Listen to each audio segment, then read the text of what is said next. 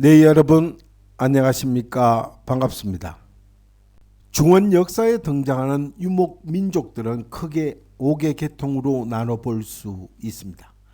이 유목 민족들은 대부분 이 5계열에서 갈라져 나온 것입니다.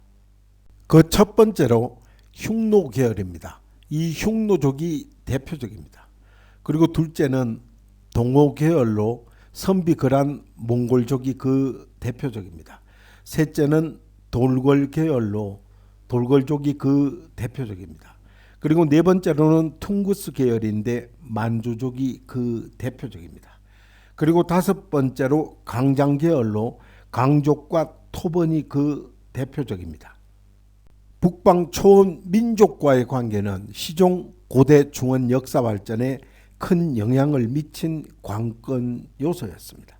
이 관계를 처리하는 방식은 중원 농업제국의 정치 형태와 군사 역량 배치 내지 재정 구조를 만들어냈고 또한 한 왕조 기질과 운명에 영향을 미쳤던 것입니다. 그러나 지금까지 이런 관계 및 쌍방이 미친 정치적 영향에 대하여 통일적이고 설득력 있는 해석을 이론적으로 논증한 경우는 드뭅니다. 비록 쌍방의 영향의 등락에 대하여는 여러 가지 분석들이 있었고 심지어 15인치 강우선을 사용하는 것과 같은 유의 기후 요소로 이런 등락을 해석해보고자 시도하기도 했습니다. 그러나 이런 분석은 대부분 너무 거리가 멀었고 이를 통해 얻은 내용도 거의 없었던 것입니다. 그러나 보스턴 대학의 인류학자 토마스 마필드가 1992년 발표한 이엄한 변방이라는 책은 이 주제와 관련한 하나의 돌파구를 마련합니다. 마필드는 몇 가지 사실을 이야기합니다. 강대한 초원 제국과 동시에 항상 통일되고 강대한 중원 제국이 있었다. 몽골이라는 특수한 사례를 제외하면 중원을 정복한 것은 항상 만주에서 온 통구스를 하는 어업과 수렵, 유목, 농경, 호남 민족이었고 또한 몽골 초원에서 온 순수한 유목 민족이 아니었던 것입니다. 이런 정복은 항상 초원과 중원 제국이 모두 쇠퇴를 하고 와해되는 시기에 발생합니다. 이에 대하여 마필드의 해석은 유목민족은 권력의 개인화 성격과 승객군의 불안정성이 있다고 하면서 그 자신이 장기간 정치적인 통일을 유지하기 어려운 점이었다 했습니다. 다만 중원의 통일은 거꾸로 장기적이고 통일적인 유목 제국을 형성하게 됩니다. 그 첫 번째 초원 제국 흉노는 바로 진나라가 통일 제국을 건립한 후에 나타나게 됩니다. 그리고 그 수명도 바로 진나라와 한나라의 강성 시기와 일치했던 것입니다. 그리고 이러한 유사한 장면은 돌궐과 대당제국의 관계에서도 다시 나타나게 됩니다. 유목민족은 정착을 하고 있는 농경민족을 대하는 방식이 두 가지였습니다. 약탈 그리고 약탈 위협에 기반한 재물 강요와 쌍방이 모두 분열 상태일 때 기회주의적인 약탈이 우선합니다. 따라서 중원 왕조가 통일이 되어 있을 때는 이상적인 재물 강요 대상이 된 것입니다. 이런 협박 외교는 통상적으로 화친과 아련이라는 겉옷을 입게 됩니다. 그리고 점차 정기적인 봉공제도로 발전하게 된 것입니다. 이것은 한 유목부락이 중원 제국을 설득하여 그들이 변방을 약탈하지 않는 대가로 재물을 바치게 하려면 그 자신이 초원에서 충분한 권위를 가져야 했던 것입니다. 그렇게 하여 다른 부락의 약탈 행위를 효과적으로 제지할 수 있어야 했던 것입니다. 그리고 일단 정기적인 봉공을 받는다면 이 봉공 관계는 다시 그의 초원에서 지위를 강화시켰던 것입니다.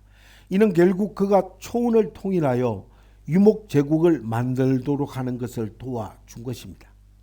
이러한 쌍방 관계가 가져오는 거대한 이익으로 인하여 유목 민족은 여러 사람들이 생각하는 것처럼 중원 제국을 격퇴시키는 데 열중하지 않았던 것입니다. 하여 농경지구를 통치하는 데에는 더더욱 흥미가 없었던 것입니다. 이와 반대로 이 관계를 가장 잘 깨달은 것은 바로 초원 제국이었습니다.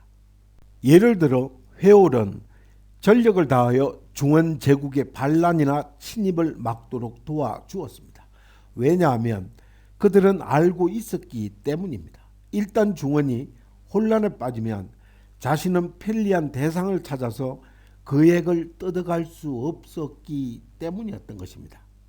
재미있는 것은 중원을 정복할 능력을 가진 곳은 바로 만주의 통구수 불악이었다는 것입니다. 이는 선비와 거란에서 여진까지 만주는 생태의 다양성으로 인하여 장기간 어업과 수렵 그리고 유목에서 농경까지 각양각색의 사회 형태가 존재했기 때문이었습니다. 거기에서 굴기한 국가는 그 문명과 제도가 중원 국가처럼 성숙되지는 않았지만 서로 다른 사회 형태 간의 외교 관계와 통치 문제 및 조직 능력 등에서 장점이 있었던 것입니다. 하여 정복의 기회가 나타나면 그들은 왕왕 조직적으로 준비했던 것입니다.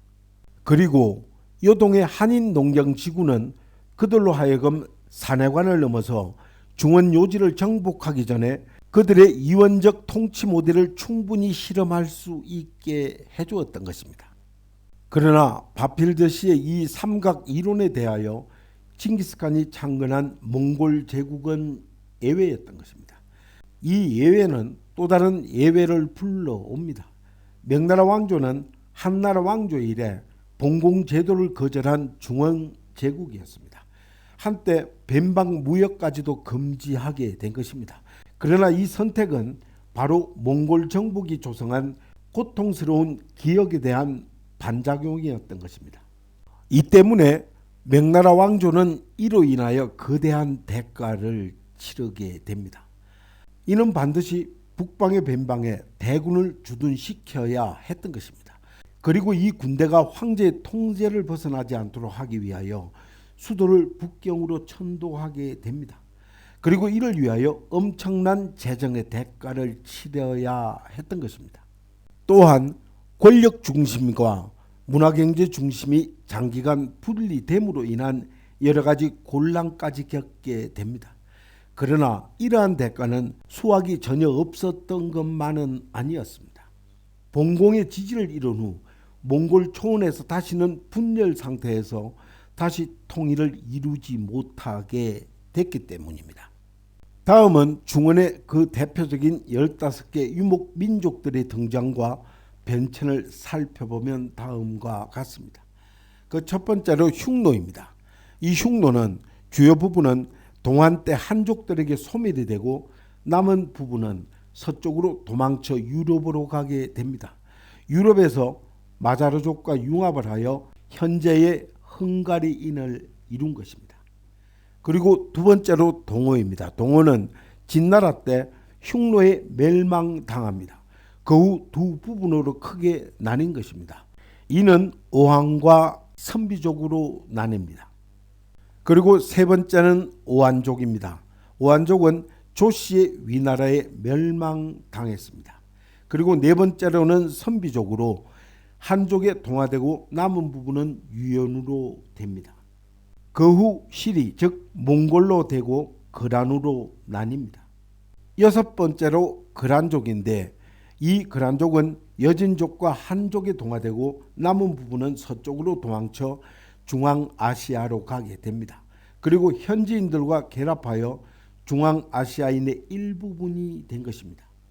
그리고 일곱 번째로 몽골족입니다. 이 몽골족은 선진 즉 진나라 이전 때 동호의 일부분이며 선비족에서 변화한 것이며 현재까지 생존하고 있습니다. 그리고 여덟 번째로 돌궐족입니다. 이 돌궐족은 흉노의 일부일 것으로 추정이 됩니다. 그리고 나중에 유엔을 멸망시키고 그 자신의 주요 부분은 회올족과 한족에 멸망당한 것입니다. 그리고 남은 부분은 서쪽으로 도망쳐 현재 터키인이 된 것입니다. 그리고 아홉 번째로 회올족인데 이 회올족은 정령인으로 구성이 되어 있고 철력과 고차인의 일부분을 융합하게 된 것입니다. 그리고 당나라 때 돌궐의 주요 부분을 멸망시키고 회월족은 현재까지 살아남아 오늘날의 위구르족이 된 것입니다. 그리고 10번째 여진족입니다.